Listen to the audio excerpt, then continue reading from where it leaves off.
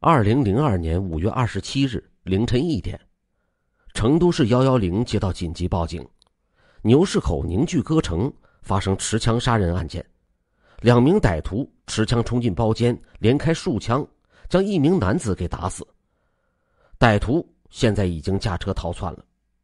110立即安排多组巡警赶赴现场，同时在全市设卡拦截。巡警赶到这家娱乐城，发现倒在血泊里的仅是宋老板。这个人是成都市小有名气的混混头子。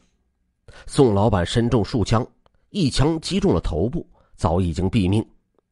巡警根据经验判断，歹徒使用的并非是猎枪或者是自制手枪，而是军用制式枪支。根据服务员描述，宋老板和几个朋友都叫了小姐，正在包间里唱歌喝酒。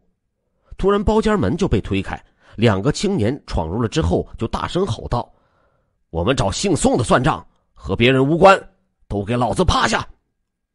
这一吼，其他的人都吓得趴下了，只有宋老板一个人还坐着。包间里面有很多人，但歹徒只是对准宋老板一个人打了几枪，随后扬长而去。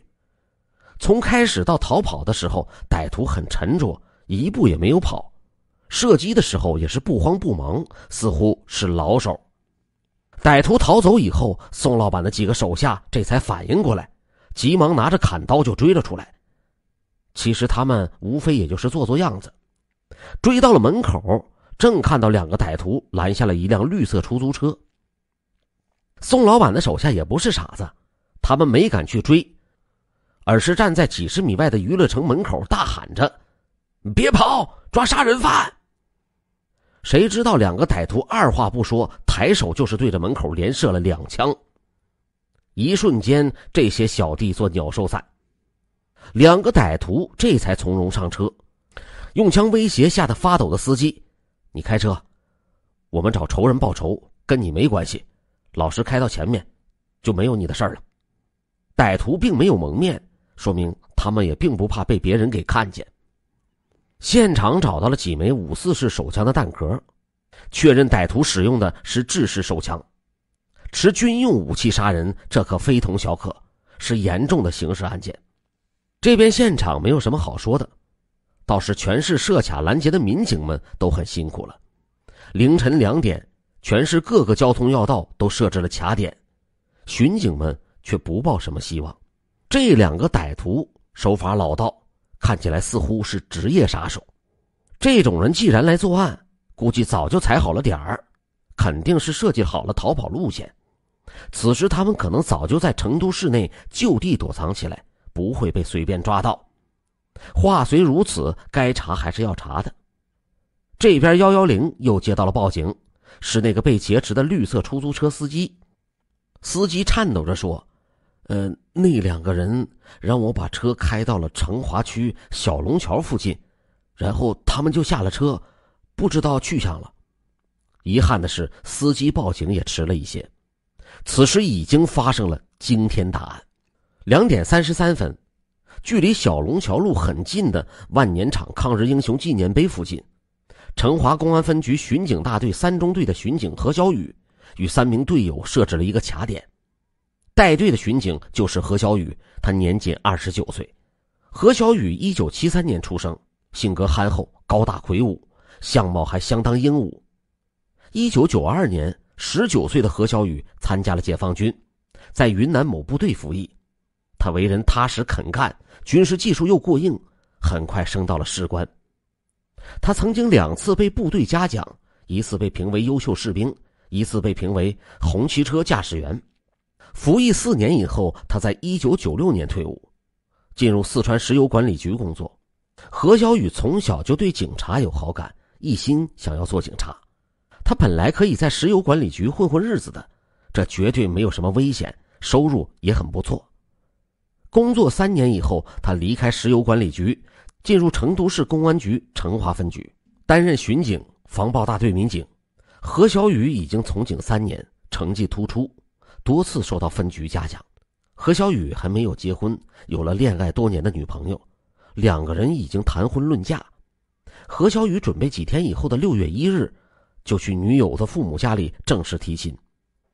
接到命令以后，他和王宾川、党成、张进3个同事分为2组，拦截来往的车辆。深夜的车辆并不多，他们前后只查了7辆车。2点45分，一辆车牌照为川 AV 6457的黄色出租车从双林路方向驶了过来。何小雨在远处挥手示意车子停下，另外3名巡警这时也合围了过来。出租车的颜色不对，车牌号也不对，应该不是涉案车辆。这辆出租车缓缓减速，在何小雨的面前停了下来。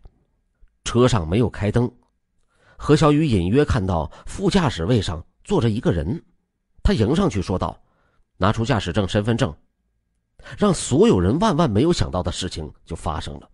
何小雨一句话还没有说完，副驾驶位置的那个人突然从车窗里伸出一支手枪，砰砰就是2声枪响，双方距离不到3米，猝不及防的何小雨左胸连中2弹，仰天跌倒。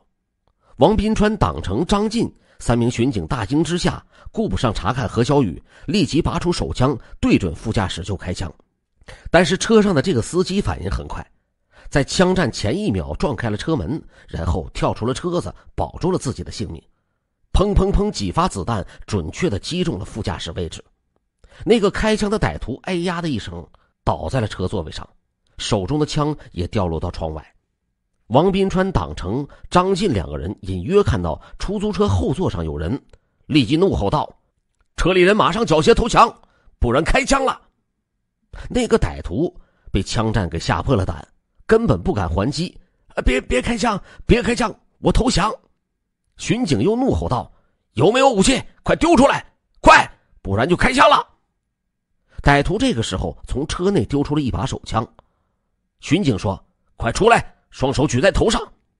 歹徒推开车门，举起了双手，走出了车子，立即被巡警们给制服。巡警们简单的查看了一下，副驾驶位置上的歹徒已经身中数枪，毙命了。现场发现歹徒所使用的2支5.4式手枪，装着9发子弹。这一切仅仅发生在2分钟之内。2点47分，制服歹徒以后，巡警们立即跑向了负伤的何小雨。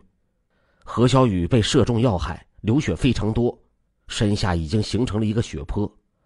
巡警们手上没有任何致伤的东西，只能立即向上级报告：“何小雨同志负伤严重。”上级立即安排救护车赶到现场，估计还需要15分钟。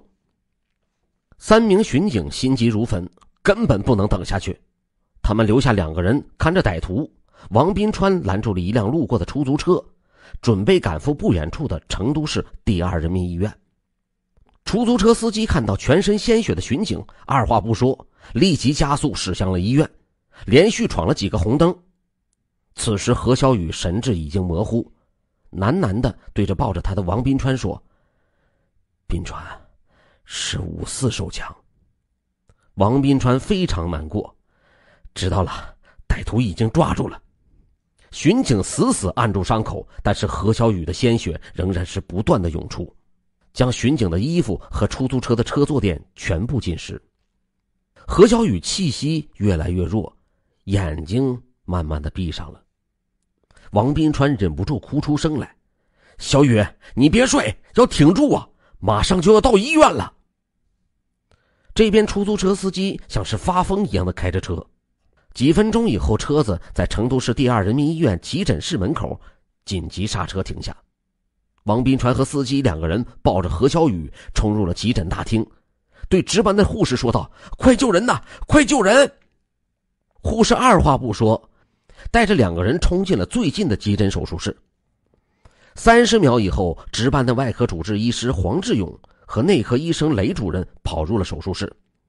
这边巡警王宾川抓住医生的手，他哭着说道：“医生，你一定要救活他。”医生说：“请放心，我们会尽全力的，你马上出去，马上就要手术。”王宾川只得走出手术室，蹲在门口痛哭了起来。所有人用尽全力，但是何小雨情况并不乐观。歹徒射出的子弹准确地击中了他的心脏，此时他的心脏已经停跳，心电图上一条直线，双眼瞳孔放大，医学上可以视为死亡。即便如此，两个医生用了一切抢救手段，气管插管，接呼吸机辅助呼吸，不停的胸外按压，反复的静脉注射肾上腺素、阿托品、多巴胺等药品急救。他始终没有自由呼吸，也无法恢复心跳。何小雨送到医院以后15分钟，成都市公安局长李健带领同事们赶到了12院。40余名民警静静地站立在手术室外，默默地祈祷着奇迹的出现。凌晨3点15分，第3次心脏起搏失败，心脏停跳已经超过20分钟。鉴于何小雨心脏受损严重，已经没有恢复的可能，医生只得放弃了抢救。稍后，何小雨的父母和大哥都赶到了医院，3人泣不成声，悲痛欲绝。这一边，警方紧急对被抓捕的歹徒进行了审讯。这个歹徒倒是很硬，死撑了2天都不开口。最后，他是持不住手段，交代自己叫做唐长龙，资阳人，曾经因为流氓斗殴被判处3个月拘役。释放以后，他一直在资阳黑道上混，做打手。被击毙的那个歹徒叫做刘涛，也是资阳人，手上有多条人命。3年前的1999年，刘涛曾经持枪杀人，被公安部全国通缉，是一个逃犯。这并不是他们第一次受雇杀人，也不是第一次向警察开枪。2000年4月，老大命令唐长龙和刘涛以及一个叫做唐杰的人办事。他们持枪在资阳市火车站外枪杀了2个人。唐长龙自称手枪发生故障，没有打响。2001年6月6日，他和刘涛正在武侯区中山茶楼赌博，突然遇到成都市公安局治安大队的民警抓赌，2个人误以为是警方来抓人，对准民警连续开枪射击，打伤了1名民警以后逃窜。案发前，他们老大又找到了唐长龙和刘涛，给一大笔钱和2支手枪，让他们去杀掉宋老板。唐长龙之前没有杀过人，有些胆怯。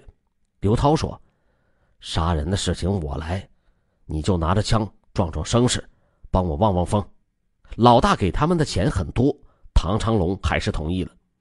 警方追问他们老大是谁，唐长龙说，这你们还不知道吗？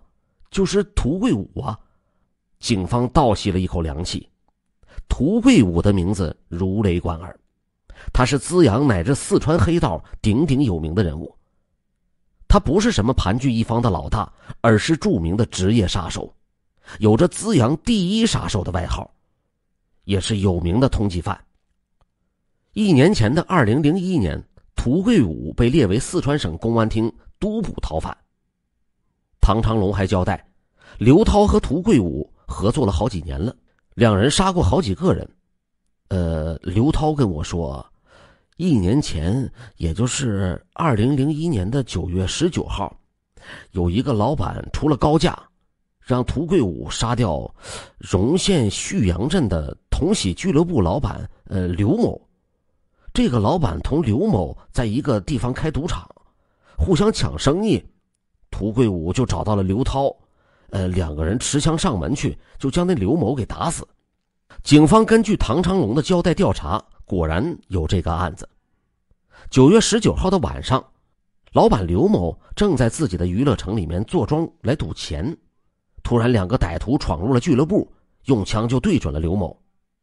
刘某也是道上人，居然还不怕，他说道，兄弟，你们哪条道上的，有话好说。一个歹徒操着一口自贡口音的普通话说道，有话好说，今天爷爷来就是送你上路的。说罢，一枪将刘某给打倒，又对准头部补了几枪，刘某当场死亡。唐长龙还交代，刘涛曾经告诉过他，涂贵武早在90年代就杀过人，手上差不多有10条人命。涂贵武是职业杀手，平时都在资阳流窜，在道上很有名气。如果谁想杀仇人，只要和涂贵武有交情，加上给一大笔钱，涂贵武准能将他的仇人搞定。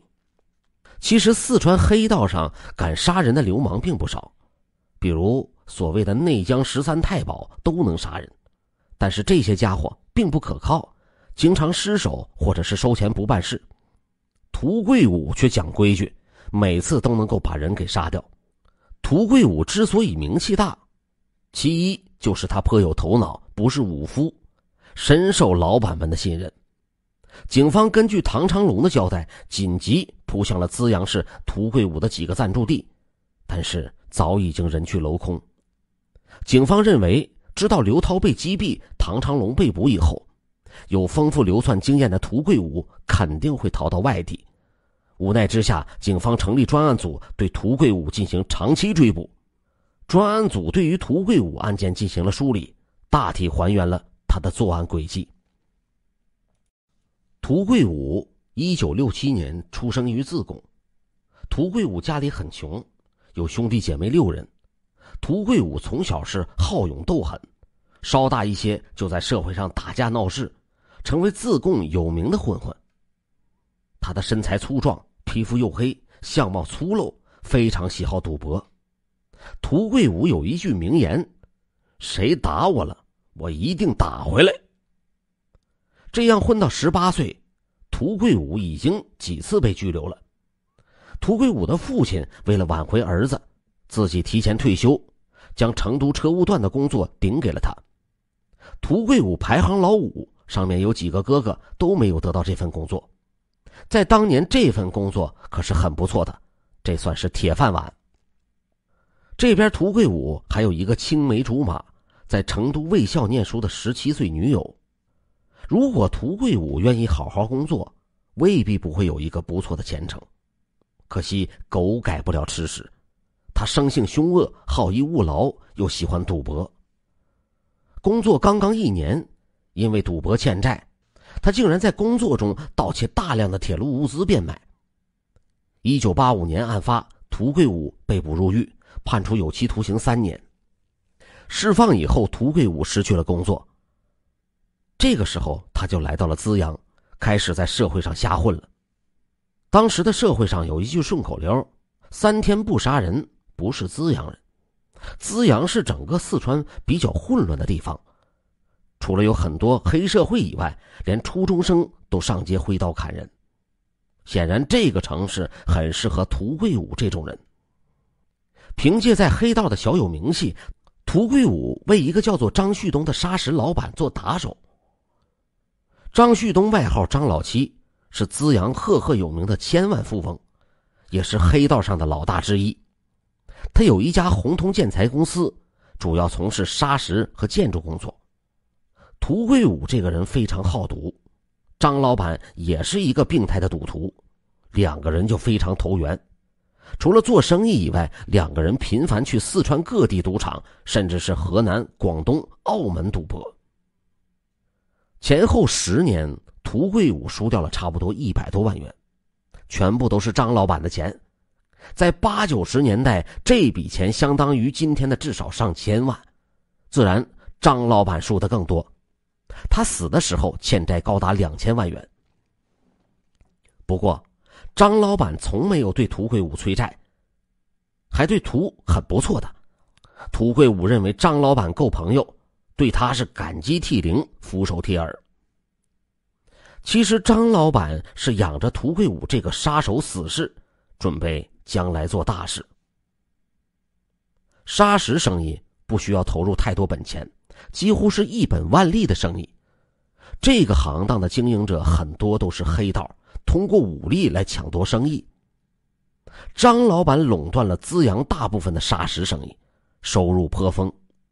后来报纸上写道，张手下纠集有70多人，每天巡视在各个采石场和建筑工地，每方砂石抽成5元。为此经常有司机挨打，一个不听话，工头还搭上了性命。有了垄断的市场，价格就可以一提再提。短短几个月，张把砂石的价格由原来的每方19元涨至了36元，最高的时候涨到44元。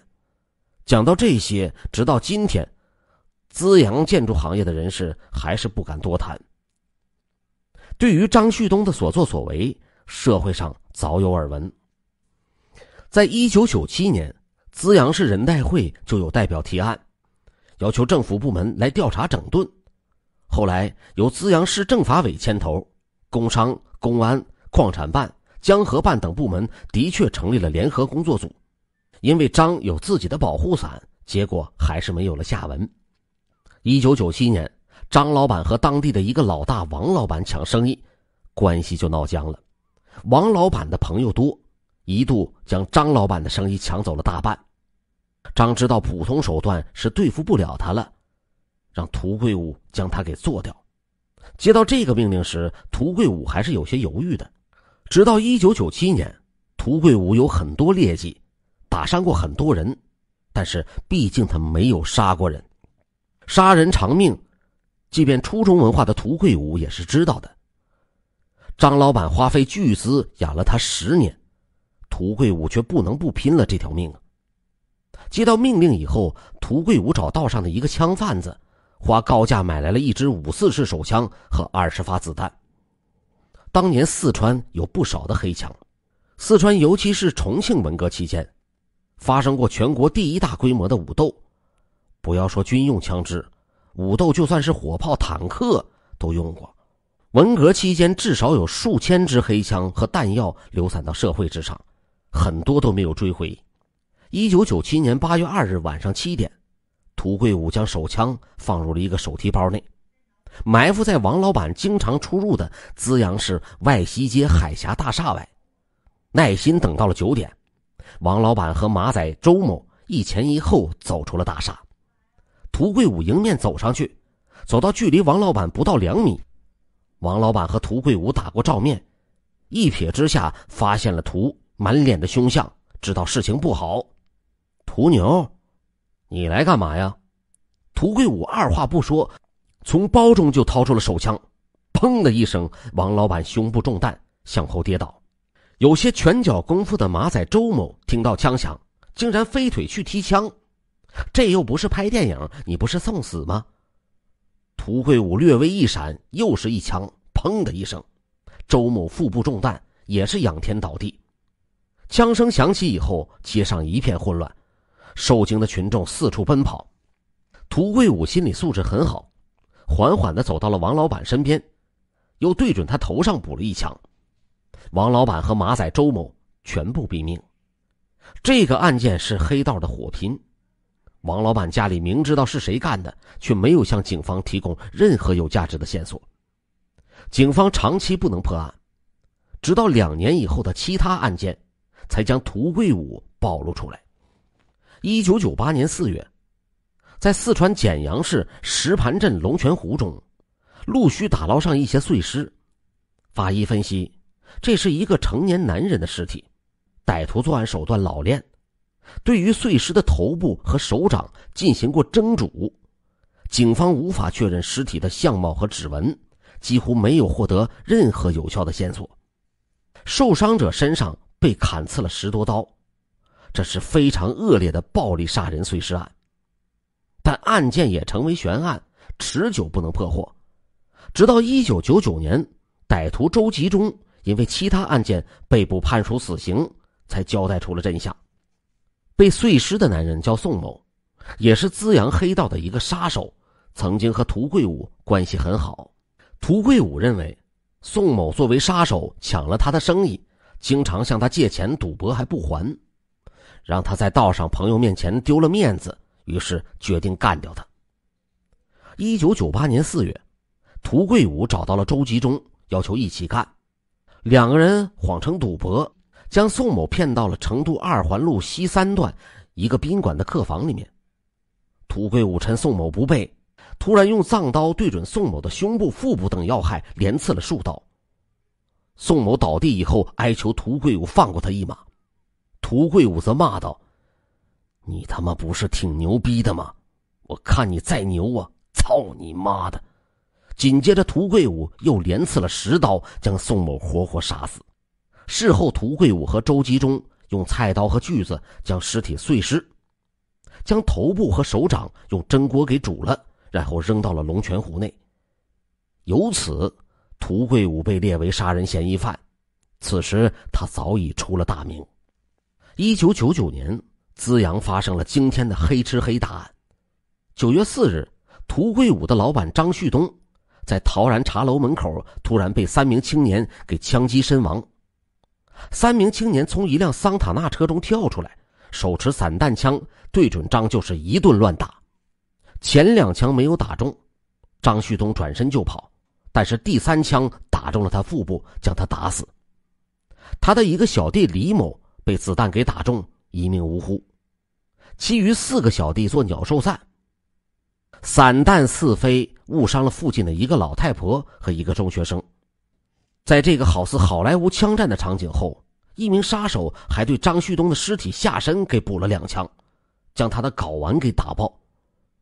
杀手乘坐桑塔纳轿车逃走的时候，又撞伤了2个骑车的路人。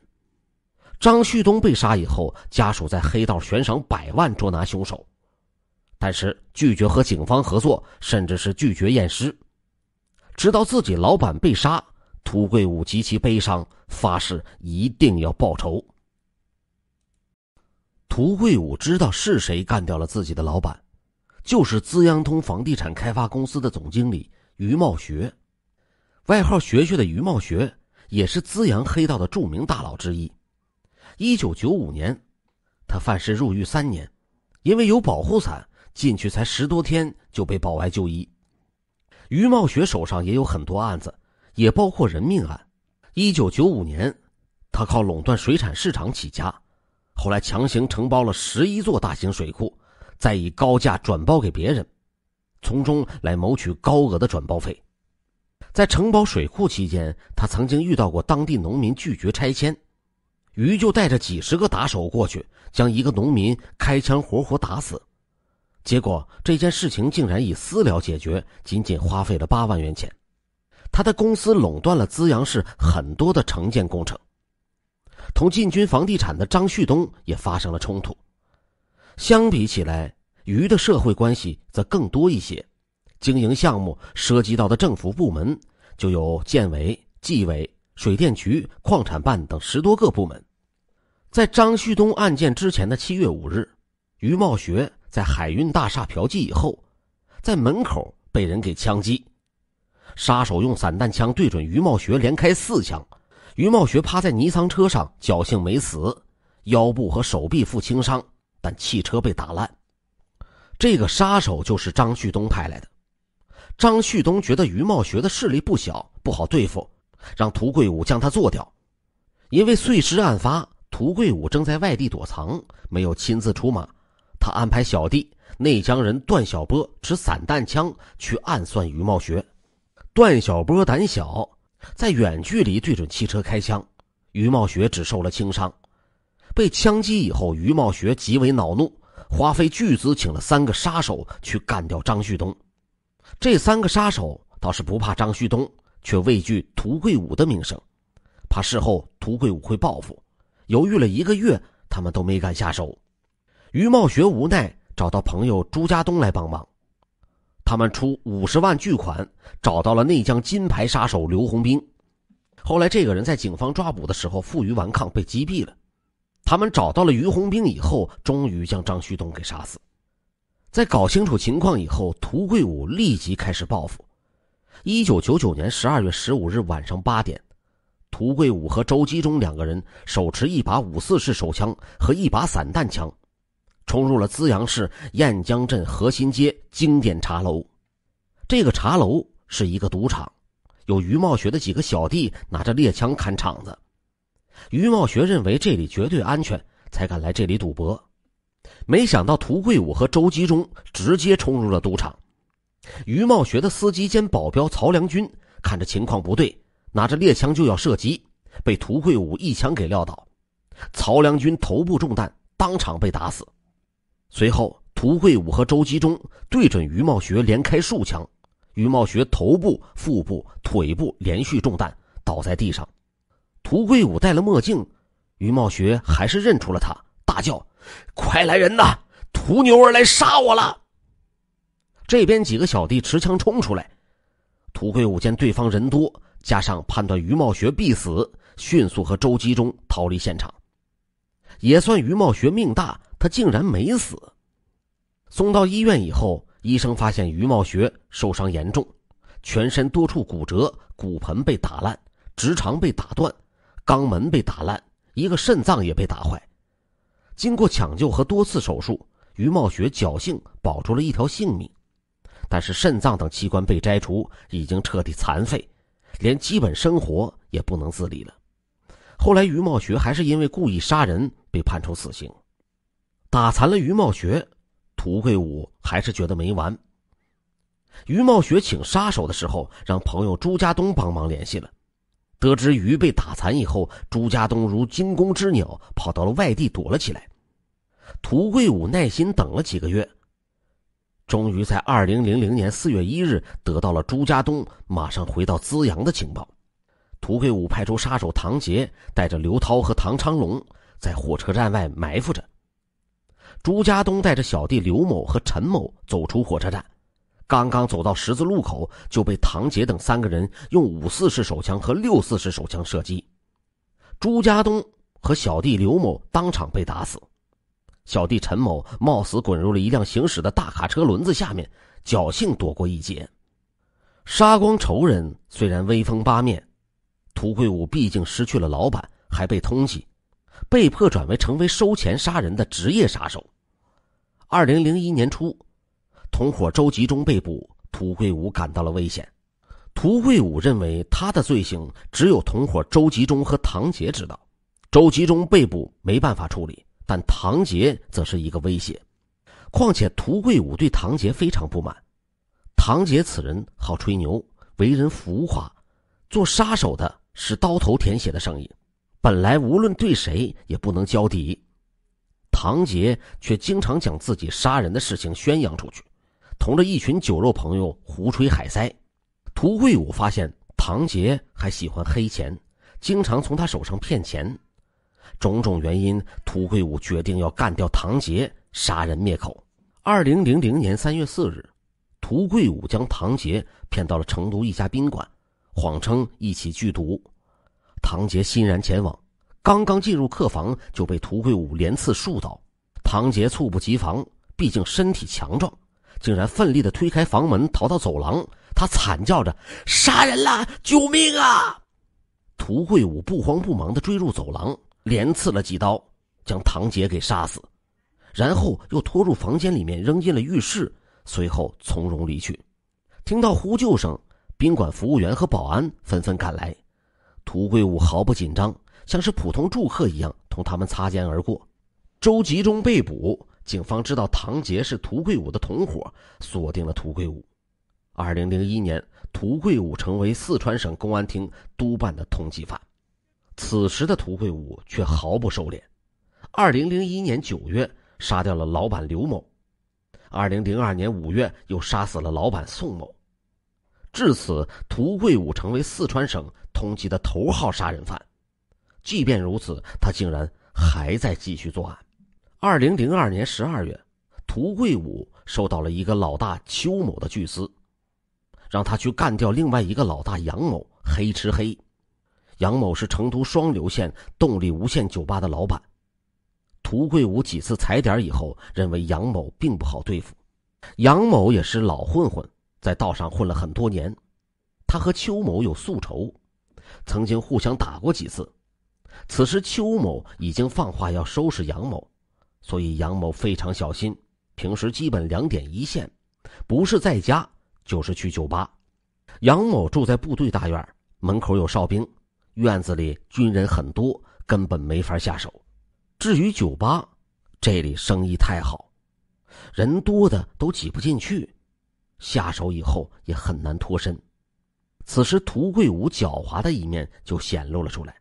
为什么他名气这么大，却能流窜这么多年呢？不是他够狠敢杀人，还是他脑子够用。经过打听，涂贵武发现老板杨某非常好色，见到美女就走不动路。思索再三，涂贵武决定找个美女引杨某上钩。涂贵武找到了身为坐台小姐的表妹于德红，给她3万块钱，让他放长线将老板杨某给调出来。于是于德宏每天晚上都浓妆艳抹，穿着袒胸露乳，装作去酒吧里喝闷酒。杨老板也是一个很狡猾的人，开始并没有敢于随便猎艳。美女于德宏在这里喝酒喝了1个月，杨老板渐渐就放松了警惕。一天晚上，杨老板忍不住主动搭讪：“美女，我是这里的老板，你怎么一个人喝闷酒啊？”于德宏谎称自己叫做杨小红，是在全国做业务的，刚刚离婚，心情不佳。两人三言两语的就开始调情了。于德宏是小姐出身，自然懂得怎么勾引男人，没有几下，杨老板就被搞得色心大起。此时杨老板还是很有戒心的，一连几天他光是嘴上说，却从来不敢和这个美女一同出去。涂桂武让表妹不要心急，继续钓他。这样两个人前后调情了差不多1个月，每天晚上都见面，两个人已经发展到接近情人的关系，整天搂在一起了。此时杨老板已经没有什么警惕心理了，涂桂武才让表妹于德宏将杨老板给调出来。2003年1月11号的晚上，于德宏没有如约去酒吧，杨老板忍不住打电话询问，于德宏谎称自己有些不舒服，还娇滴滴的让杨老板来他的出租屋里看他。杨老板听出这是约他过夜，大喜过望。有的男人一旦精虫上脑，什么都顾不得了。于是杨老板二话不说，没有带一个小弟，就开着车赶到了于德宏的出租屋。于德宏打开房门，色急的杨老板立即就扑了过去，恨不得一口将他给吞掉。没想到突然后脑上被砸了一枪托，立即就跌倒了。这边美女于德宏跑出了门，已经无影无踪了。杨老板面前出现了2个持枪的男子，涂桂武和小弟刘师兵。杨老板知道中计，慌忙试图跳窗逃走，只是哪里还来得及呀！砰的一枪，杨老板被打倒，砰砰2枪又打在头上，杨老板一命呜呼。杀死杨老板以后，涂桂武和刘师兵和于德宏一起逃窜。这边杨老板家人发现杨老板一夜未归，又联系不上，赶忙报警。警方直到第2天中午才找到了杨老板的车，随后发现杨老板躺在出租屋里面的尸体。根据弹道的检测，警方知道这又是涂桂武做的案子。2003年开始，四川开始重点打击恶性黑社会团伙案，涂桂武被列为四川头号大案。专案组在全国进行追捕，始终没有线索。涂桂武在社会上流窜10多年，狡兔3窟，很难捉到。经过警方的反复追踪，终于发现了一条有价值的线索。涂桂武的前女友，也就是卫校的护士反映，涂曾经有一个情人黄某。这个黄某是资阳人，而涂桂武长期在资阳活动，说不定会有什么联系。警方立即追查，发现了很多奇怪的地方。黄某出身于一个警察家庭，高中毕业以后在资阳银行工作。为了完成业绩，黄某曾经违规贷款40万，后来被银行给开除。失业以后，百无聊赖的黄某和初中同学涂桂武就混在了一起。涂桂武是刑满释放人员，家人坚决反对2个人交往。倔强的黄某和家人决裂，一个人在资阳居住。奇怪的是，根据警方调查，几年前黄某就突然一个人跑到了偏僻的甘孜州某个小镇，开了一家小饭店。更奇怪的是，警方发现黄某已经是一个2岁孩子的母亲，但是丈夫不明。警方认为不能排除涂桂武就是黄某的丈夫，立即对小镇饭店进行了布控。布控了3个月，没有任何收获。警方无奈，只得直接传唤黄某。经过几次较量，黄某承认孩子的父亲就是涂桂武，但表示涂桂武已经于1年多以前留下一笔钱跑路了，再也没有出现过。黄某说：“我现在自己也在满世界找他。”经过警方反复调查，认为黄某没有说假话，涂贵武应该是抛弃了这对母子。黄某对涂贵武颇有感情，说话也非常谨慎，警方几乎没有得到任何有价值的东西。在一次谈话中，黄某无意中说出涂贵武有一个表妹叫做于德红，外号小红，是一个小姐。警方立即联想到了杨老板被谋杀案中那个自称小红的诱饵美女。经过对模拟画像的辨认，黄某认出杨老板被杀案的美女小红就是于德红。于是警方在全国范围内调查于德红。和涂贵武不同，于德红没有什么反侦查经验，也没有想到自己会被警方发现身份。经过1个月的追查，终于在成都成华区青龙乡发现了于德红的踪迹。警方为了不打草惊蛇，以办理暂住证为由，将于德红请到派出所秘密抓捕。于德红很快承认了色诱杨老板的案子，交代就是表哥涂贵武让他做的。于德红交代涂贵武非常狡诈，在全国有10几个出租屋，还经常住旅馆。他从来不在一个地方连续睡觉3天。涂贵武从不留下任何的联系方式，他只会主动联系别人。涂贵武这个人不信任任何人，只对家人比较信任。警方犹豫再三，认为目前只有一个方案来抓捕涂贵武，就是派出卧底。涂贵武不信任同伙，只能让于德红去做这个卧底。不过于德红毕竟是涂贵武的表妹，他愿意做这种事情吗？如果于德红不愿意，强迫他去做也是没有用的。2个人是亲戚，于德红只要暗中点几句，就可以让涂贵武发现异常而逃走。如此一来，唯一的线索就中断了。警方和于德红谈心，你表哥涂贵武作恶多端，杀了这么多人，迟早也是被抓住枪毙。你嘛还年轻，又是初犯，不应该跟他绑在一起啊。你现在是杀人同谋，也是死罪，不过你的问题可轻可重，关键看同不同我们合作了。只要你合作，我们可以从轻处罚，要不然你也逃不过一死。你仔细想想看。犹豫再三，于德红决定和警方合作。5月7日，于德红接到了涂贵武的电话，说自己明天会到成都卡秋莎大饭店，让于德红到那里等他。于德红向警方汇报，警方立马进行了布控，发现涂贵武化名在这里开了3间房间。不能肯定狡猾的涂贵武就会来到这家宾馆，警方让于德红和他先见面。于是当涂贵武和于德红在511房间见面时，刑警们破门而入。涂贵武并没有抵抗，束手就擒。警方经过搜索，没有发现涂贵武携带枪支。稍后警方又将赶来见面的小弟刘师兵给抓获。根据涂贵武的供述，在简阳市一个出租屋内，警方缴获了作案用的5.4式手枪、6.4式手枪和美制手枪共3把，子弹58发，其中30多发弹头上涂着剧毒物质。被捕以后，涂贵武自知必死，也没有抵抗，坦然交代了10年杀死9人、重伤2人的经历。不过涂贵武认为自己杀的都是黑道上的人渣，没有杀过无辜百姓。我杀的人都不是什么好人，这些人和我一样都该死，杀了也没什么。警方指出，巡警何小雨被他们杀死，难道不是无辜吗？